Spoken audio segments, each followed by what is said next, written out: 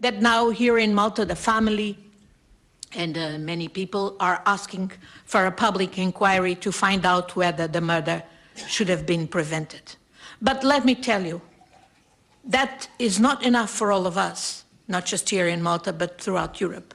We need a proper investigation, a serious investigation, an independent investigation to the assassination of Daphne Caruana Galizia. That serious investigation is not there. It's not happening.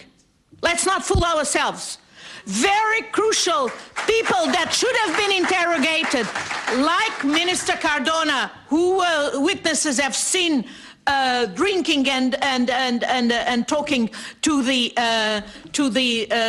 suspected material authors, ought to have been interrogated by this time, and he wasn't. And not only that, he has not submitted the call logs that he had been asked to submit, namely in the context of the libel case that he entered against Daphne Caruana Galizia.